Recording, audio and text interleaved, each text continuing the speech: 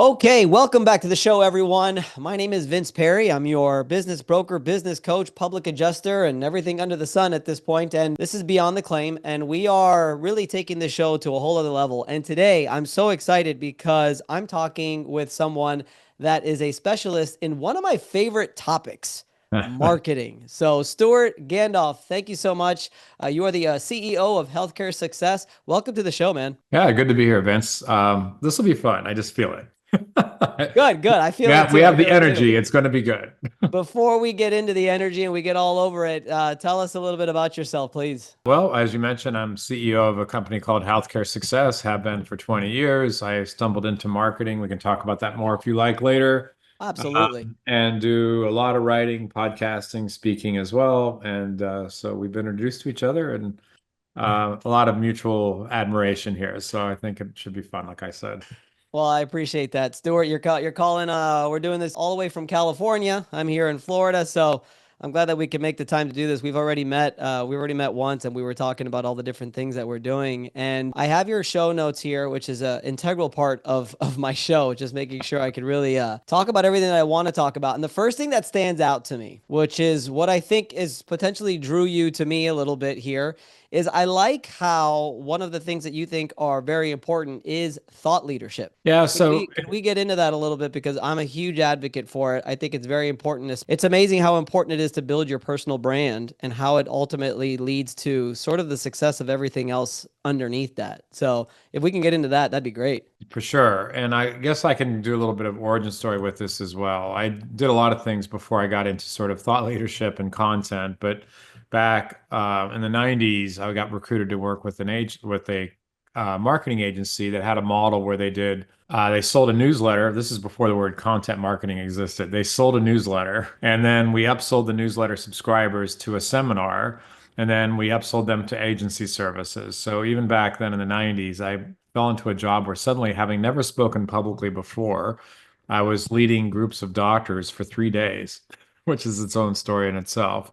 But anyway, what I found out is I really loved being the authority. I already knew a lot more about marketing than our audiences did, and it just felt good for my personality, the idea of teaching and really doing a good job with them. And so when I started my own company, I had never really tried. I rose to become VP of that company, by the way. I never really tried to build my own brand, but it turned out people knew me personally, which was crazy because this was all sort of just at the beginning of the internet, but people already knew who I was. So, from there, I just leaned into it. We wrote a blog our very first day of starting the company, and we thought about SEO since the very first day of the company in 2006. And so I just can't speak enough of it because it just not only to me, it's not a chore. I like it. It's fun and it plays to my strength. And so it's a key factor of our company's success. So I can talk more about it, but I guess lead me and I'll go whichever way you want to go. Well, what is thought leadership to you? I think thought leadership is, for one thing, really knowing your stuff down cold, right? It's like, here's the thing. I think there's a lot of people that, love the idea of being a thought leader. And so they go and they throw stuff into Perplexity or Chat GPT and put out stuff that anybody could say. And that's not thought leadership. That's imposter. That's being an imposter. Like, to me, if you want to be a thought leadership, it starts with really being a student of what you do and, constantly reading because, otherwise you're reinventing the wheel or you're just doing generic or rehashed thoughts from somebody else. And that's not really what we're looking for.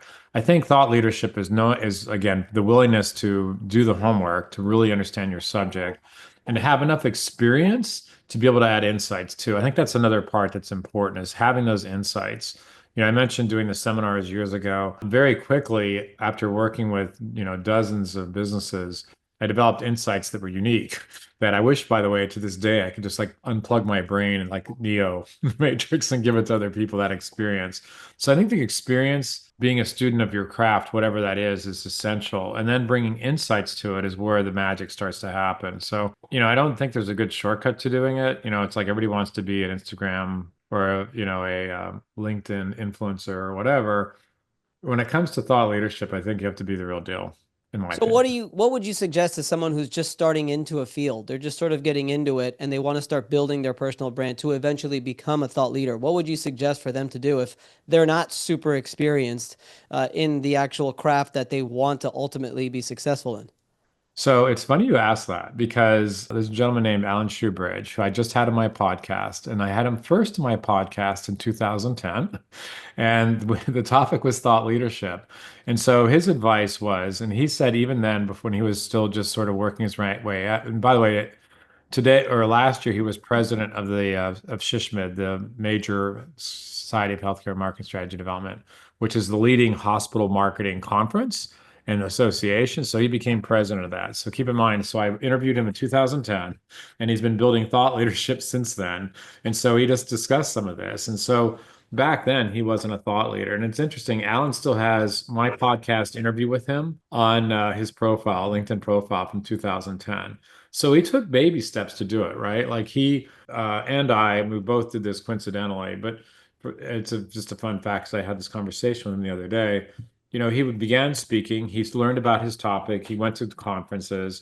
When I invited him to be on the podcast back in 2010, he jumped on it and he built his career over time. And so one of the things that he and I both agreed to were that, at the beginning, you're probably promoting your company or your hospital or whatever it is you're at. And that's okay. And you're learning from that. So I think the main thing is just to get started. I don't want to make it sound like this is daunting task and, because you're an imposter if you're new at this. I'm not saying that. I'm just saying work towards being the real deal right at the beginning and then take advantage of every opportunity you can. And also, I'd say, it's easy to be expert on a small niche, right? Like you don't have to know everything about everything. Nobody does, right? In healthcare, you've got family practice and general surgeons, and then you've got, a gastroenterologist or whatever. It's already a lot to be a specialist in family medicine. You don't need to be a specialist in every single business. So I think that as long as the intent is there and you truly are a student of your craft and as you build experience, it just gets better and better and better. So hopefully I didn't come across obnoxious a moment ago. I'm just saying there are some people out there who just want the easy shortcut, and I don't think that works. But I think that doesn't mean you can't get started. When you said that, obviously my thought process is, somebody just starting out, they want to get into social media, they may not know too much about a topic. But with that said, I tell people who are just starting out in their field where if they're going to market themselves correctly, I do think that there should be, I call it three differentiators. Like what are three things that are different and that make you better than anyone else in your specific industry? And when people look at me, they look at me just like, well, I just started. I don't know what I'm good at. I said that doesn't matter because maybe you're somebody who's very punctual and you're always on time. Maybe you're someone who always answers your phone and is very accessible. Like that could be already two things that ultimately will separate you from other people in your specific industry that may not be industry specific. So I think it's important. I think probably the most important thing and the best compliment that I've always received whenever that I ever receive when I go to a conference or I go to an event and they've seen my YouTube show is the authenticity. They're Yeah, always that's just like, man, like the person that I'm meeting here right now is like the exact same person that I watch on YouTube every week to get my insurance and public adjusting advice. Like it is the exact same person. You seem so real, you seem so authentic. And I think that really does come across, even if it's from Florida to California or from California to Europe. I think it really does come across if you are actually being authentic and also comes across if you are not. So I think that's okay. So that's a little bit different too. We're talking about personal brand versus thought leadership, but I think what you just said there is really to me exciting. So, and the reason is back when I started my career, I'm a few years older than you are, but when I did, like I at least maybe it was just me personally, but I think the culture was very different. I think everybody wanted to sort of be a robot and be, in business, they wanted to be perfect and they wanted to have, there was books like Dress for Success, and you're all trying to look the same and think the same and be the same. And, it certainly wasn't a big diverse audience out there. And I remember specifically earlier in my career where I was doing that, and it's like, wow, this is so Yeah. boring. Or you just And feel like this is not me. yeah, and I remember also at that period going back to when I was doing the speaking, the more authentic I was, the more the audience liked me, the goofier I became, within reason. You still had to be an expert, right? You're talking about your doctors. You can't be strange, but goofy was okay. And I think that's absolutely true. I agree with that. And I like your positioning for the personal brand of at least being something, because that's good advice. I mean, I think, as an employer, like I'll give you another example. And I just had another podcast with something about this as well. But the idea of like what are you known for within your company? Like what is your brand? And is it the brand you want within your company, right? So I remember once years ago asking my boss, how do you look at me? And he's like, you're the innovator. You always like to innovate things. I'm like, cool. I didn't know that, but I really like that. But like, so do you have a cool one that you want to be, or is it something like you're the one that always argues with everything we say? That's probably not as good. And that happens. And I used to have a colleague I worked with for years. I still like him, but if I said, "Hey, the sky is blue," he'd say, "Not at night, it's not." It's like, oh God, this is exhausting. So anyway, that's some good advice. I totally agree, Vince. Well, you mentioned something here that I'd like to go back to. You said I was talking about personal brand while you were talking about thought leadership. What is the obviously I know there's a difference, but what did you mean there? What did you mean like as far as the differences? Well, personal brand, I think, is just a little easier as a place to start. It's like, what are you known for? And like you mentioned, punctual or integrity is a big one. Shockingly, so many people have lack of integrity. And, if you're like for example, in a sales position, even little stuff like saying like, there's zero pressure from me. You don't have to do this if you don't want to. Like that surprises people. They expect a salesperson to be, constantly, you've got to do this, you've got to do this. And it's like, it just acknowledges the obvious. Like they always can say no. And so I feel like whether it's integrity or punctuality or I don't know, being a snappy dresser to the extreme, something, helps build a personal brand. I think things like loyalty, I think things like integrity, I think things like being smart help a lot. That's a better way of being, because you could have a personal brand for always wearing a yellow tie, right? It's like it's nice, it's memorable, but it's not necessarily advancing. But I think that, the idea of working on a personal brand immediately, and I think thought leadership too, again, if we just start with smaller and, find something you can master and really be an authority on. And the other thing you can do to shortcut the thought leadership part is, I mean, again, I mentioned earlier, but just study what other people are saying. Yeah. And you can also add your 2 cents to things. So, for example, I don't usually do posts like this, but I just posted on LinkedIn. It'll be appearing tomorrow. I was wondering just is vaccine resistance much higher than it used to be? And so I asked Perplexity, and of course it said yes, it is. And so, I copied most of the Perplexity response, but I added my 2 cents at the beginning. So that was something where it wasn't even my research, and I didn't think it was important enough for me to research, but I said what would happen. I asked Perplexity, is this the thing it turns out to be? What do you think? So that was a way of engaging without even coming up with original content. I don't do that very often and wouldn't recommend you do that very often either. But I think, being able to comment on or stimulate off of other people's content is another way to get started. And oh, by the way, they may notice you after a while. And Well, sometimes relationships start that way. and I think it's important that you also mention that, if you're not super experienced in whatever field that you're getting into, is also just really start educating yourself, start reading books, do whatever you can. Because I'm a firm believer, as a teacher and a coach at heart, I am a firm believer that you don't really understand something until you could help someone else understand it. So like Yeah. learn it, learn it, learn it, and then if you feel good enough, then yeah, go on social media and do whatever it is that you want and potentially do a presentation on it, even if you may not have too much experience on it. But again, you still have to be authentic and still, like for example, with my public adjusting show, I've always, from the very beginning, day one, we deal with fire claims, we deal with rebuilds of homes and roofs and all this stuff. And I have from day one said, I don't know anything about construction. I know about the claims process. I know about the policy. I know how to build relationships to get in good networks to get referrals. And I know how to really, handle the claim and manage the claim and the clients and so on and so forth. But when it comes to the actual building materials, that's not my specialty. And I've always said it from the beginning because I knew that if I started to talk about it, and every once in a while I'd go in on how to build an estimate because I know the basics of it, but I'd always start with I'm not a construction expert. And I will tell you, I've been very lucky, I think, in the 5 years that we haven't missed a Wednesday of my YouTube show. I could count on one hand the negative comments. Thank God. I don't, it's been all pretty much positive.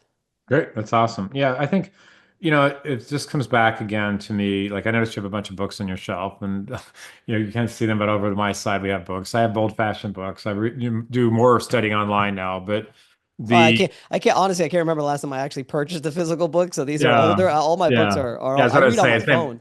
Same Yeah. thing. But so webinars and all that is what I read more. Although I do have books and Kindle usually. But I think that the commitment to being really, really good at what you do is Mhm. not everybody has that. There's marketers that haven't opened a book since college, or haven't read anything. So it's like, it's hard to stand out that way. I've actually began to, I've tried to, I'm trying to like actually like change my calendar. My calendar is like my CRM, my personal CRM. And I've always exercised in the morning. But then what happens throughout the day is you just get busy with a bunch of other stuff. And then it's time to go to sleep. And then that'll be a good chance for me to read. But I notice that I don't retain as much information if I'm reading right before I go to sleep. So I've tried to now every once in a while, I'll fit in the hour and a half workout in the middle of the day and I'll still wake up at the same time, 5:30, 5:45 in the morning, but it's quiet. I come into my office and I just read and I learn. And it's Yeah. just wow, or thinking time. You ever read The Road Less Stupid? No, I haven't. Oh, it's I so love good. it. He talks about and he tells you exactly how to sit. You're going to sit down, you're going to put your elbow on the desk, you're going to put your hand here, and you're going to make sure all internet, all devices are gone. You're going to have a notepad, you're going to write a question of whatever it is that you're trying to solve, and you're going to just write bullet points. And after each bullet point that you write an empty bullet point to make you, and for an hour, you want to just have thinking time. Man, that right there is an absolute game changer. I strongly recommend it to everybody. I mean, we're I getting actually, off topic, but I know. Well, I'll do just you brought me down a different path, but I'll just do something quick. So years ago I listened to a guy named Brian Tracy, who was oh huge yeah. years ago. And one of the things I went actually to a live conference and I listened to all of his books or all of his tapes. And my wife and I still joke because there's things he would say, like little catches, like, I've got to get back to work. But anyway, he had this thing. He said almost exactly the same thing. He said, if you're struggling with a difficult problem, write a question at the top of the page, but be very careful how you ask it because how you ask it impacts your answer. And so the quick story is the question I asked myself is, okay, this is back when I was doing sales. How can I increase my income by 25% without working any harder? And that second part of it was all the difference in the world because my usual response is always, my first answer was like, I'm going to work harder. Oh, I can't do that. Mhm. It's part of it. I'm going to work more hours. No, I can't do that. And I'm going to sell a larger percentage of clients. And at the time, I was selling like 80% of my prospects that were coming through this channel. I'm like, well, go to 81% is not going to increase my and I'm like, pitch more. That's it. Pitch bigger contracts. And I immediately increased my sales by 25%. It was bizarre, but that actually worked. And I remember him saying, like, if you don't believe me, try it. And that's like, I try to come back to that. I haven't used that lately, and it's just mine. I have to go do that again. But that's such a powerful thing of asking yourself a really strong question, brainstorming it, but choosing the right words. Because otherwise, my natural inclination as an involuntary workaholic is I'll just work harder. So that second part was really important. But we're gone astray. Lead us back to where we want to go, Ben. No, no, we do whatever we want. What's funny is here was my thinking question just the other day. What needs to be true across our offers, messaging, ads, sales team, and delivery for profitability, product clients every single month? And then it ends with without Vince being involved in the day to day. I love it. Yeah. See? I love it. That's that last part is the important part, right?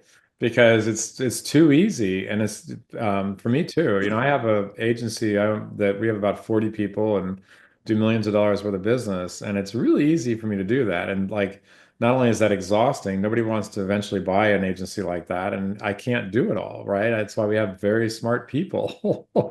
So Well, that's what I've been getting into now lately, since becoming a business broker and making a little bit of a shift of just helping just overall entrepreneurs and business people really try to set their company up for sale, not with the intention of selling. It's just that my favorite thing I tell myself and I tell people all the time is a business that you can sell is a great business to own. I said And those exact words, exact words. If and you in order for you to do that, and again, this is something new for me. It's just kind of started in the beginning of the year. I'm slowly making that shift to that. But ever since I started doing this, it's like really getting into not just the systems and processes, which are obviously very important, but that recurring revenue, the subscription model, the productized service, and having cash flow, predictable cash flow, having an idea of what your cash flow is, and so on and so forth. But anyway, Well, sales, you can I jump mentioned. on that because that's relevant to our Sure. conversation? Like, so that's why, in our landscape, and I talk about this a lot, there's thousands of good marketing agencies out there, right?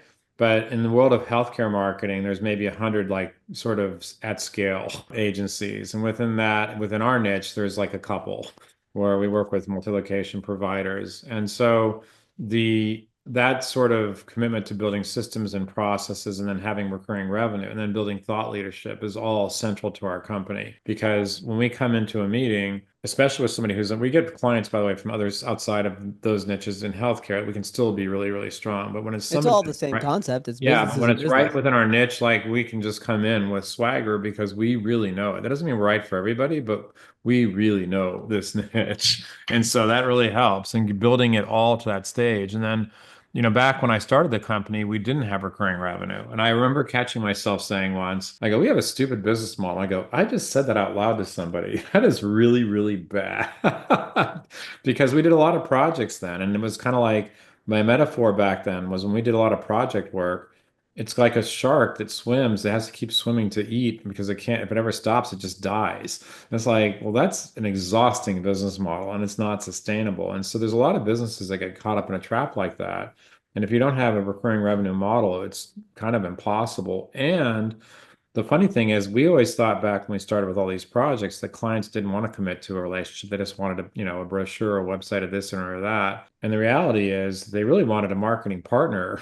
So it's like it's a win-win if you figure out the right model to do that for sure. So Did you read Built to Sell? yeah, yeah, I've read a lot of books on that, and I should read more. It's like I kind of figured out a lot of this the hard way. I mean, now things are different than when we got started. Like even like in 2006, like there's so much out there. There's so many things like podcasts like yours and so many books and things. It was harder. I just sort of figured a lot of this stuff out. But I would recommend writing the rails and read books like that, and you'll get there a lot faster for sure. A lot faster. Yeah. I feel like yeah, I don't know. Sometimes I feel it's all learning experience, right? But yeah, sometimes there's like 10, 15 years there where, Jesus, if I knew what I knew now. Yeah, well, like I can think of like in my little niche, working with healthcare or working with marketing agencies. There's a couple guys, Corey Quinn, Carl Sakis. These guys are consultants in their field, and like, God, I've had them on my show. They've been on their show or whatever. I've been on their participated in their programs. Like, if only I had, like, because I'm now a case example of the stuff they're talking about. But what if I'd had you to rely on in the beginning and didn't have to figure this out over 30 years? What if I could have figured this out in, a year of study? And like, that's a lot faster. Well, that's why it's important. One of my biggest regrets, and I'm not a regret person. I don't really have any regrets. I don't believe in that stuff. But I'm not gonna lie, waiting probably 10 to 12 years into my entrepreneurial journey before hiring a business coach. Like Yeah. I was like, man, if that would have been one of the first things that I did, that's fast tracks too. I think having a business coach, which I do see obviously there's a huge rise in this coaching, business coaching, fitness coaching, all that stuff, all virtual and everything like that. But I still think it's a need. And I think that's the reason why I don't know what the industry charts look like, but I'm sure there's more and more, but I think it's just probably going up and up in the right direction because ultimately I do think that it is a need for people to just have a little bit of assistance, you know? I mean, just have somebody there by your side to point you in the right direction because when you're moving in the right direction in failure, which is obviously very helpful as well, it just takes a lot longer and it's fucking painful. It's also expensive, an opportunity cost and in real dollars for sure. Exactly.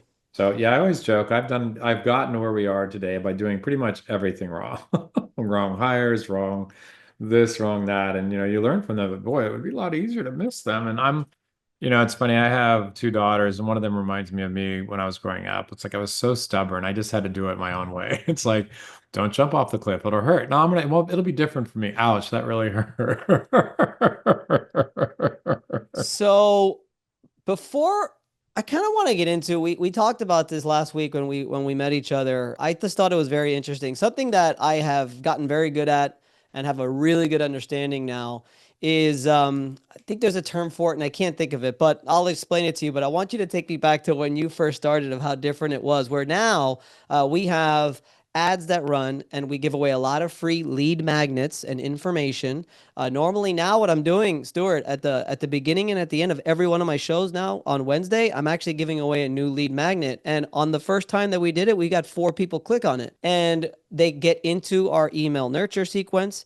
We also get their phone number now. They get into a nurture sequence as well. Our sales team is about to start. They're going to be making text messages and stuff like that. And that whole funnel marketing, right? You were telling me last week that it was like you were doing it with actual like paper letters and speaking on stage and so on and so forth. It's something that I'm very passionate about. I love teaching others how to do it because it's worked so well for us, and how you could automate it now is really, really cool. Tell us a little bit about your background and sort of how you've been able to do all of that stuff even back in the day. Yeah, well, I hinted about that a minute ago with the newsletter and the speaking part. But the interesting part of this has been when we talk about, for example, blogs, and a lot of the stuff that we talk about is like, what's the offer, what's the call to action, and this stuff was around in the 30s, like 1930s, not 2030s, which I guess we're not at yet. But it's been around a long time. So it started off with what used to be called mail order advertising, when they would have something in the newspaper and people would buy it and it would be X dollars off if you act now. Like that, creating a sense of urgency. This is not something that we all just made up in the 20th or the Right. 21st century. This is Like goes Russell Brunson like made it up or yeah, something this like that. goes Yeah. way, way back. And so those principles, and like going back to content marketing I mentioned earlier, they used to have paid newsletters and they still do. It's a little different now, but paid paper newsletters. And so again, it was a low cost offer. It was $100. So it's like anybody can spend $100, even 1990, to learn something.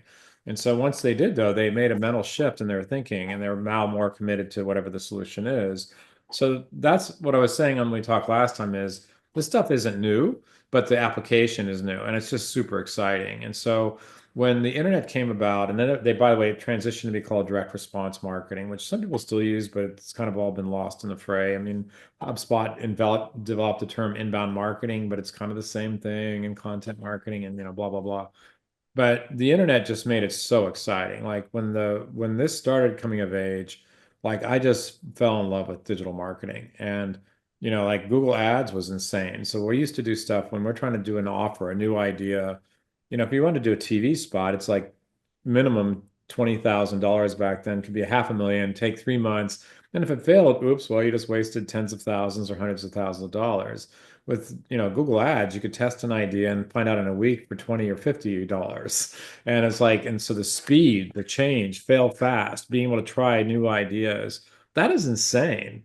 And same idea with like Facebook or Meta ads, Facebook, Instagram ads. Like, you come out with a concept and a lot of people quit too soon. So anyway, that's like the origin story of this stuff. I didn't invent this stuff, right? This goes way, way back. But back in the day, we were doing this kind of stuff like years ago. And it's like, but it's the difference is now it's just so much faster. And it's also more competitive though.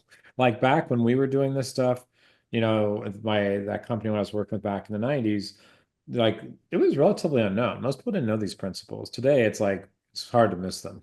It's up. Well, it's a lot more competitive, but you mentioned something here in regards to industry specialization and how important it is. Riches are in the niches. I mean, I think that makes it a lot less competitive if you could really get the niche within the niche. And if you can go a third layer below that, I mean, you could really separate yourself from everyone else. Yeah, no, absolutely. It's again, that's core to what we do. It's, I figured this out, sort of stumbled into it a long time ago. But, again, for me, it fits my personality. I just like the teaching part. I like putting it all together. To me, it's creativity. I once had, we're a marketing agency, and one of my artists that I worked with us asked me one day, it's like, Stuart, you're an artist, you're a creative person. Why do you do all this business stuff? And to me, I said, building a business is the most creative endeavor I can think of, the biggest Absolutely. creative challenge I can think of. It's like, yeah, there's creativity in writing an ad, or there's creativity in doing design for, whatever. But doing this, basically, I've used to hear that films are collaborative art forms. And I would say building a business is a collaborative art form, For really, sure. to do it well. So hopefully that's helpful to your listeners. I'd like a 30,000 foot view. You are one of the top healthcare marketing agencies in the country, and you've been in this industry for a very long time. I mean, it feels to me like you understand the ins and outs, the A to Z's of marketing, in particular, marketing in the healthcare space. Could you give me like a 30,000 foot view of how you really help a startup become a national brand? So yeah, the those we've have stories like that. And so the a lot of our clients come to us, they're already mature, they already are marketing. But on the startup side, I can think of one in particular that was a group of entrepreneurs that had left their former company. They had an idea, they didn't have a business yet. But they had the vision to hire us to do a marketing plan for them. And so we basically put together a marketing plan where we said, okay, we're going to do, well, first of all, you do need a website and you need these basic fundamental things. But the cool thing is that was a really great partnership because we took one client from startup to the leading provider in their space nationally, and they bought out their biggest competitor. And so they're a monster now. And the way we did that though was on our side, we did digital marketing. We started off with the most basic stuff, and they graduated doing traditional media. And so, and then just over time, but what the difference was with them, beyond what we did for them, they were a great client because they listened and they were willing to take reasonable risk. We didn't ask them to go spend, mortgage their houses, right? But they were willing to spend some money. And then also operationally, they had a good business model. And we talked about business models a minute ago. So they figured out how to get reimbursed for insurance where most people in their niche can't. And then they also figured out how important operations were. So it was great partnership because, as we're growing, they're able to keep up with it. And so I think that's really important. So if your listeners are come from, I know that it's probably not too many people in healthcare with or interested in healthcare marketing. But as we think about growing a business, any business, is like that idea of, okay, what does it take to scale? What is the unique feature? Where am I willing to actually invest? Where am I willing to actually fail? And God, I made plenty of mistakes and like really expensive mistakes. But I think that that's been the feature of that. So the idea of the marketing stuff for us, the special sauce of knowing what's likely to work and all that was part of it. But it's really the partner client has a huge part in this. Like, can they keep up their end? Can they handle growth? Can they, they're willing to work at it? All those things matter. I was looking to invest in someone recently, and I'm like, yeah, no, you need to fix If I invested in you and I started marketing and promoting you, you would drown. Yeah, yeah, for sure. It can happen. So it's like, and then also, I think there's a balance between having a vision but also being realistic. Like, it's like, okay, I remember once I was I also, by the That's way, a tough balance to balance. well, I'll give you an example. So, to me, again, I love learning. I've learned, like I've done, and being an agency owner, like along the way, I've taken classes on programming, website design, copywriting. I learned about sales, like lots of different things. And one of my interests, it's funny, I was always a good writer when I was a kid. It's like I was terrible at almost everything, but writing was easy for me. So, but I never took it seriously. There's no money in writing. You can't do writing. So, Did you actually enjoy it though? yeah, I Or did. did you only enjoy the result? Because nobody likes to actually have to Yeah, write. I think it's a funny blend there. So I'll give you an example. There's a guy named Robert McKee who has a very famous workshop. I think he's still alive doing this. I don't know, but what's her name that was there in the audience with me? The girl from Poltergeist. The Blair? little girl? Yeah, she was in the class. But she's grown up now. She's a famous actress. I keep spacing on her name. But anyway. I'm afraid most people in our audience probably don't even know what the poltergeist is. Anyway, it'll come to me. But the his comment was like, first of all, some concepts. Writers write, and which means you put the work in, right? Writers, there's a lot of people in love with being a writer, but they never actually write. So you have to put the hard work in. Number two, he talked about you have to build a body of work. And he said your first screenplay is going to suck. It's like there's no way around it. He's like, yeah, there are stories of people that write a great first screenplay and they sell it for $1 million, but that won't happen to you. I thought that I still remember that line. Yeah, it could happen, but it's not going to happen to you. And I think that is really helpful in our age to remember that, it's like I was looking today, I haven't looked at Instagram for, I don't know, weeks on like I'm just so busy. It's like I like Instagram. I just haven't looked at it because I'm too busy. And I was looking at my feed this morning and I was looking at some of the influencers and they're just so beautiful and perfect in every way. And it's like, gosh, really humans, but that's one out of millions. And so it's easy to think like you have to be this person. And it's like, we're special because they're special. It's just that unremarkable. And I think if you go into the business that you expect you're going to be successful the first day, Or another thing I remember talking about is when people say they want to make $1 million as a salesperson, and the math on that is you have to make $20,000 in commission a week. It's like, like that's not going to happen to most people, right? It's just and sustain that over the course of a year. It's like it's just not likely to happen. So you want to have that balance of expectations of success, but grit to recognize it's not all going to come easy. And I wish it did. Like I really do. Like I was so wish the stuff that we did now, which looks easy, would have come in, 2 years, not 20, building the business. Like it takes time. And I'm I'm sure I glad could you have done said. it faster, but it's not, like I said, it's like you might make $1 million on your first screenplay, but other people do, but it's not going to be you. I'm glad you said that. I think that's important. It's like when you're a kid and you want to be a professional athlete. It's like so like right there. You know that you can do it, and then eventually you come to a time where you're just like, wait a minute. That might not happen. And also, by the way, those professional athletes are like 0.00001% of like the 1%. So it's like, at the end of the day, it's just you have to like really enjoy what you do. My thing that's really helped me as far as my mindset's concerned and not getting burned out anymore or anything like that is like I've already got a vision of what it all looks like. I like it. I read it every day. I've got all my goals. I've got my step-by-step way of getting there, and I've got nothing but time to get there.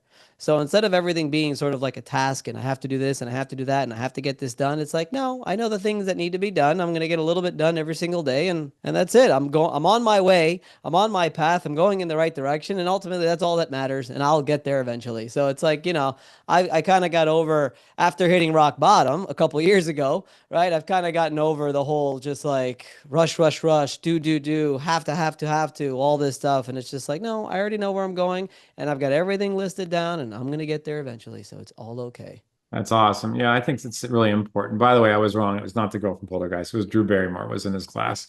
I knew I'd think of who it was. I could see how you would get them confused. Yeah. So So the it, anyway, the I think that long-term perspective is really important, and it's hard, right? Like I've always been ambitious, and I remember being 20, and I took risks. Like share the whole long. I'll spare you the whole long story. But when I was a kid, my parents had lots of money because my father was an auto dealer. Then we were poor, living in government housing. Mhm, Like, I've been up and mhm. down a few That sounds like times. my life. That sounds like Yeah. my upbringing. Yeah, and then my business life, I'd go up and I decided to leave advertising for a while and do commercial real estate, timing it with the great industrial real estate recession of the 1990s. So it's like I made some money, but I starved for years and I'd finally make a big check and then it's like go back down and Yeah. it's like I just been through that. We started this business and of the first 5 years, two of them I didn't make a cent. But I knew I was building something, and it was bizarre because when I started the company, even though like I remember one year we still went to Hawaii, we had to make any money that year at all. We lost money. We had a terrible accountant who didn't understand accounting, and turned out Probably not a good thing. it turned out we had spent all the money we thought we were still making, and whatever.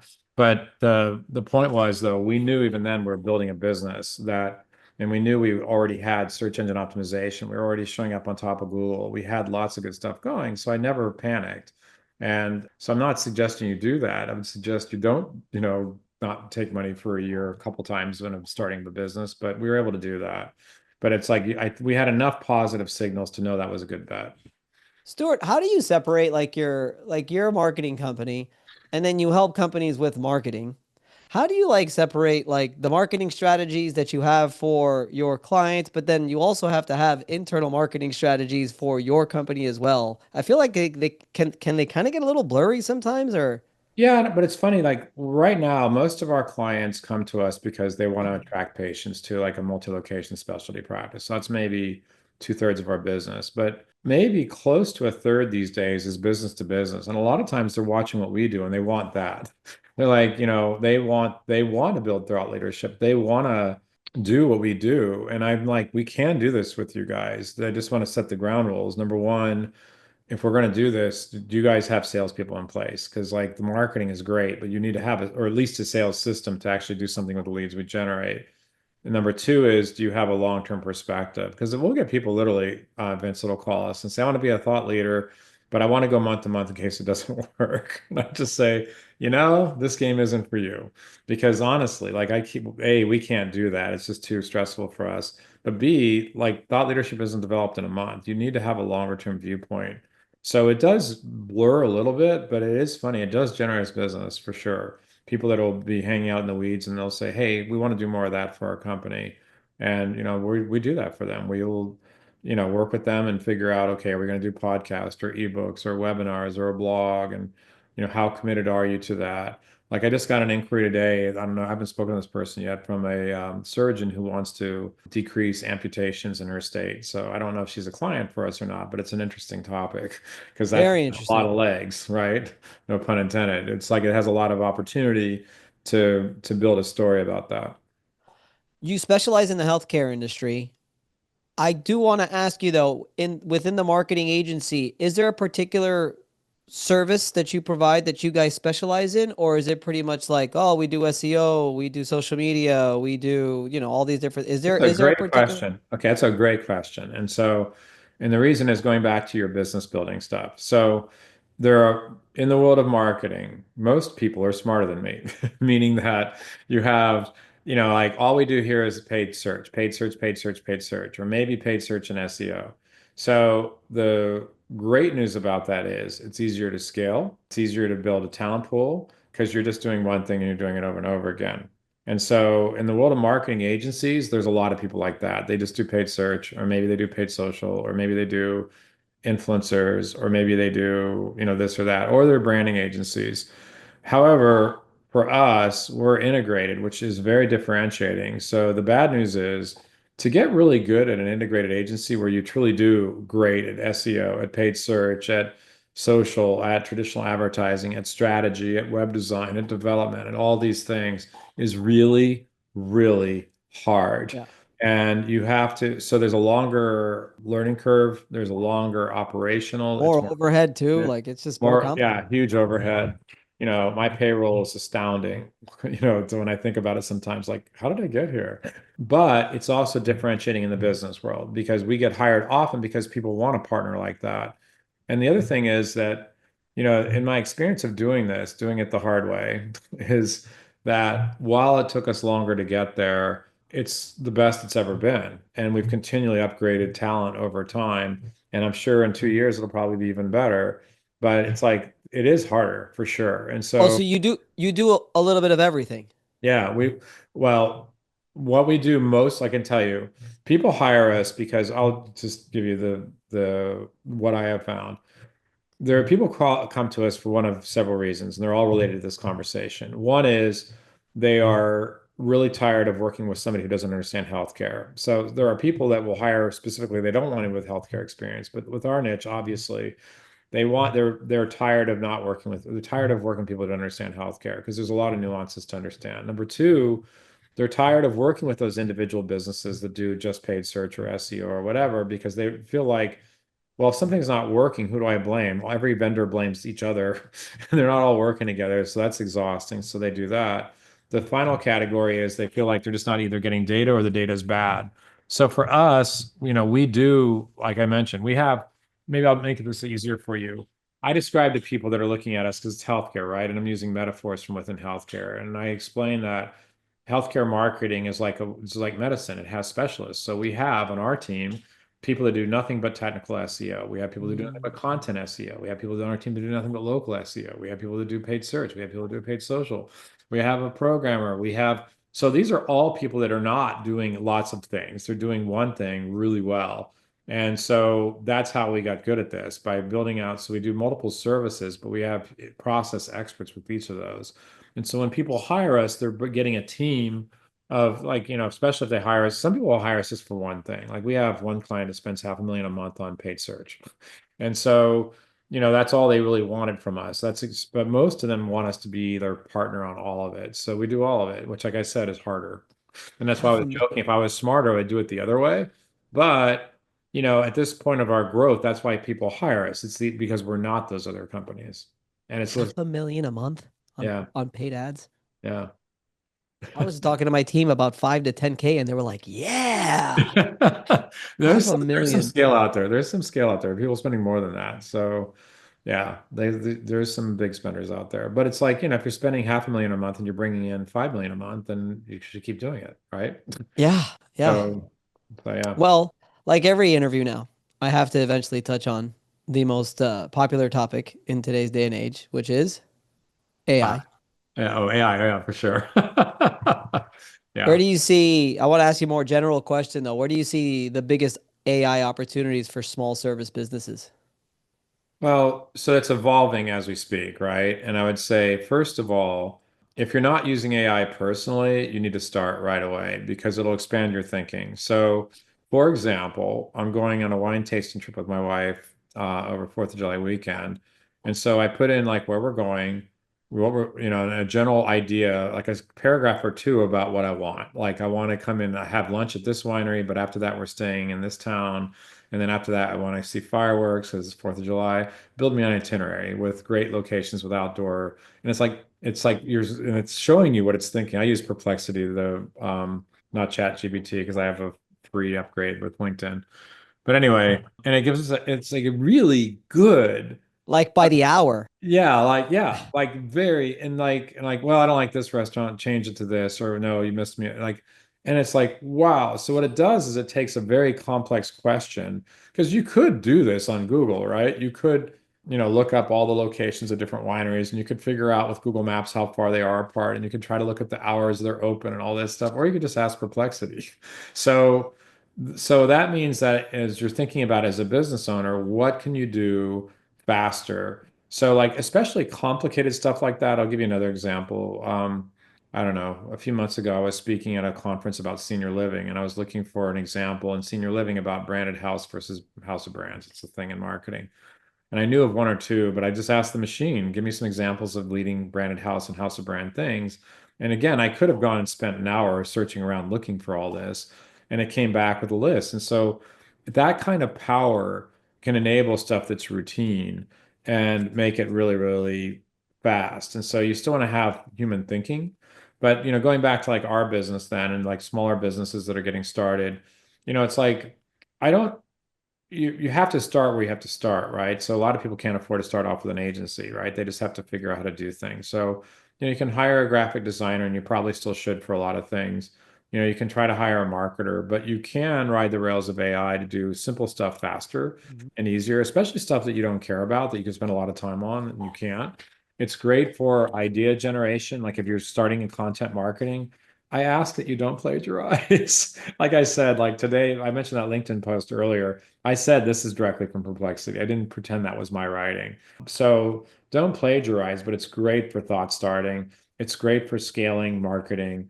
It's great for just silly stuff that you can think of like I like that. I like to spitball with it. Like on Yeah. business ideas and just things like that. It's fun. Like it's like a little kind of like a I wouldn't say business coach, but like just kind of like a sidekick. So I do like, and I think you mentioned this too in our last call. Like when I do a podcast, typically I know the person, typically I know their audience, and I know have a pretty good idea where to start. But there are times where I'll send the machine like, here's as a reminder, here's my podcast, here's this person's LinkedIn profile, here's a link to their For company. sure. I want to talk about this topic, give me some sample questions, and it's like, could I have come up with most of those? Yeah, it would have taken me about 20, 30 minutes. I can get it instantly. I Hmm. can edit it and move on. Like that is powerful. And Hmm. the machines now, I don't know about the free version of ChatGPT because I don't use that. I use Perplexity, a premium version. But the machines now, the better ones can go online and see stuff. So that's really helpful because like the early versions of ChatGPT for sure didn't do that. You had to, it's like I can't go online. But if it can take a look at a website and summarize it for you. So like that's just one example. So I think the idea here is to multiply it times 1,000 little tasks. What can you do faster, quicker, better? And where can you do that? Another example is like for sales prospecting, my salespeople are already using it to identify prospects. Like I'm looking for this kind of profile with this, and this. Here's my company website. Who should I target first?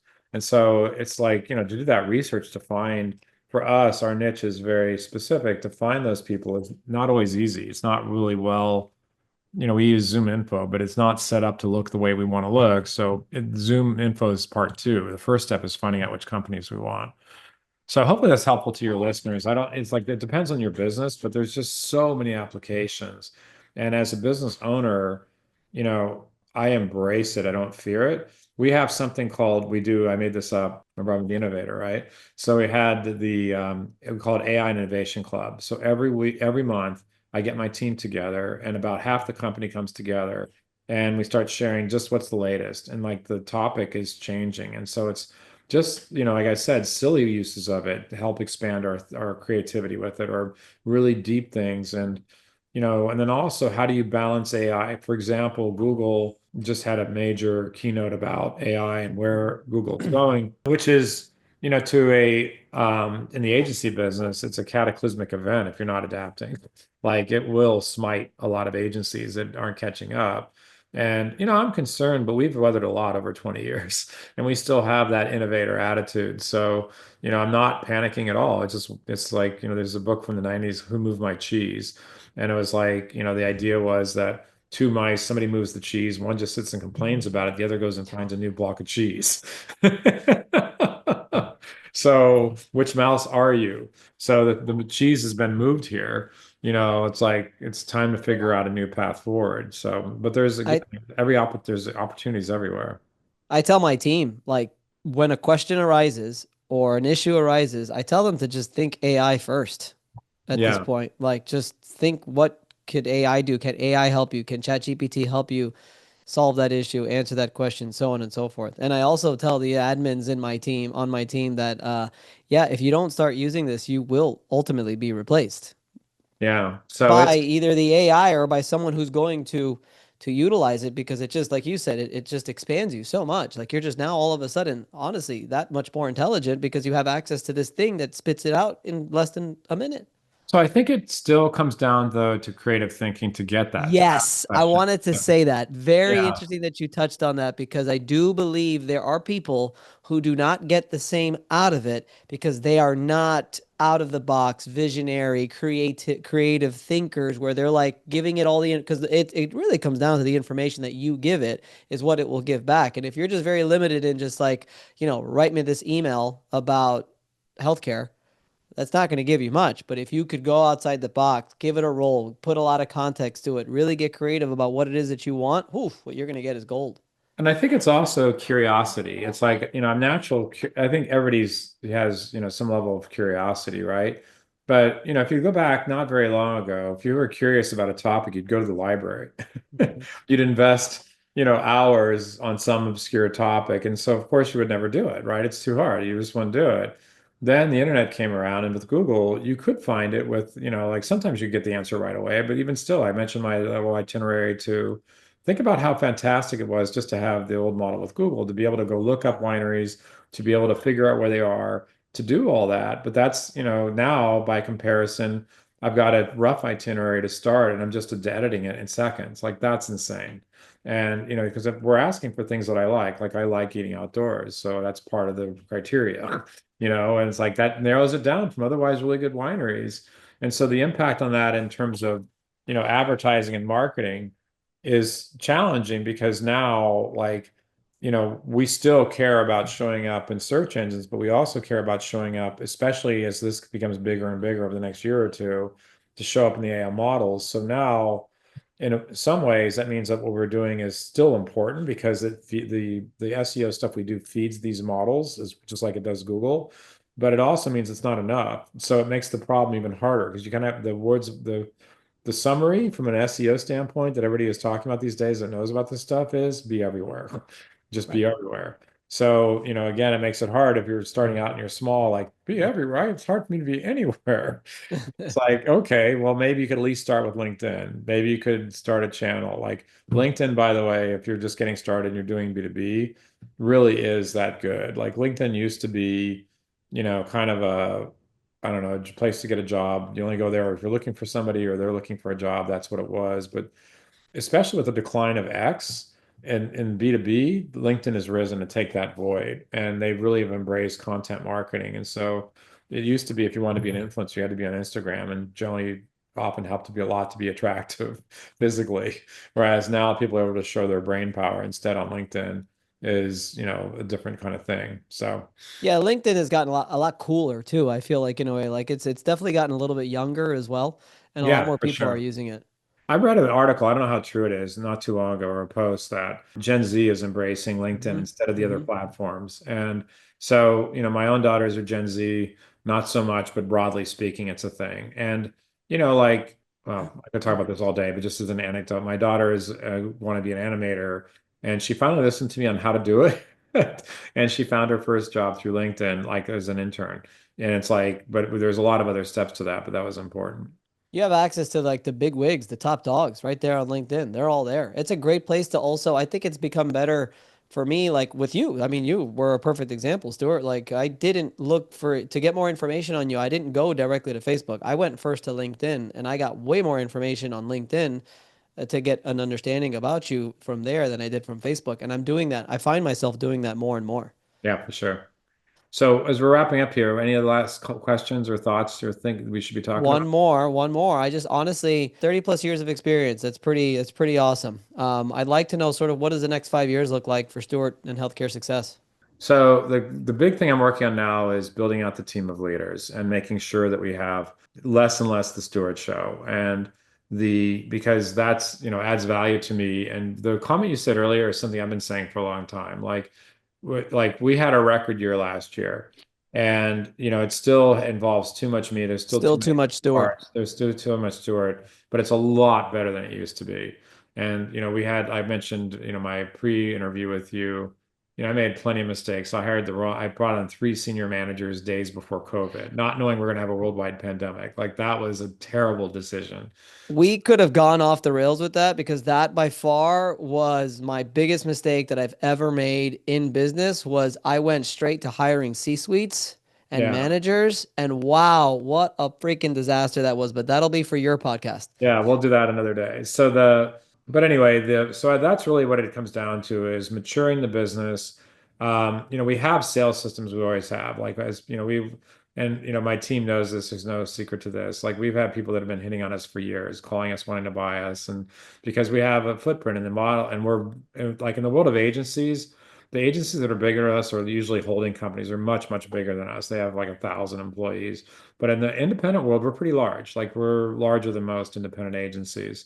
So but the key is that, like assuming Nirvana is where I have like it's Stewart free, then it's like it's pretty damn good company to keep.